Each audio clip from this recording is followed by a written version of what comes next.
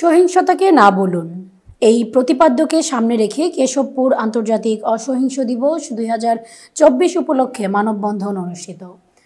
বুধবার সকালে গাজীর মোরস্থ যশোর টু চোকনগর সড়কে এর আয়োজন করা হয়। এ সময় কেশবপুর রম্য উপস্থাপক, কবি ও নাট্যকার মনসুর আজাদ, উপজেলা দুর্নীতি প্রতিরোধ কমিটির সাধারণ সম্পাদক ও সিনিয়র সাংবাদিক Motahar Hossain, national press society ও মানবাধিকার সংগঠনের কেশবপুর উপজেলা শাখার সভাপতি সাংবাদিক শামীম আক্তার মুকুল, পিএস অ্যাম্বাসেডর সুপ্রভাত কুমার বসু, পিএফজির সদস্য ও দলিত সম্প্রদায়ের প্রতিনিধি উজ্জ্বল দাস, স্থানীয় এনজিও আস্থার পরিচালক উত্তম কুমার সাহা, পিএসজির সদস্য আব্দুল গাফফার সহ অনেকেই উপস্থিত ছিলেন।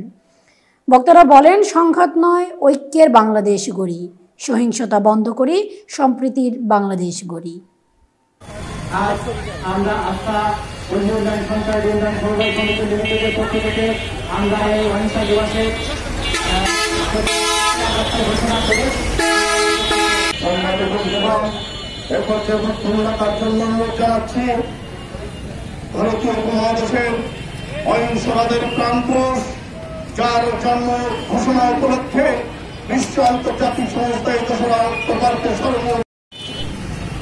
সংঘাত নাই, ঐক্যের বাংলাদেশ গড়ি। আমরা কোন সংঘাত চাই না। সকল ধর্মের বর্ণের মানুষের সমৃদ্ধির বাংলাদেশ চাই।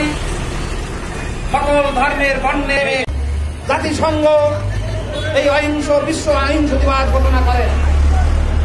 মহাত্মা গান্ধীর জন্মদিন উপলক্ষে এই দিনটাকে বেছে নেওয়া হয়েছে।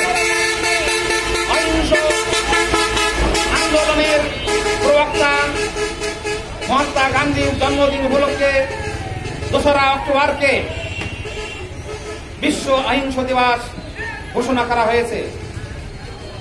তাই আমরা জাতিতে জাতিতে ভেদাভেদ নয়, ধর্মে ধর্মে ভেদাভেদ নয়, মানুষে মানুষে ভেদাভেদ নয়, আমরা সকলের ঐক্যের বাংলাদেশ চাই।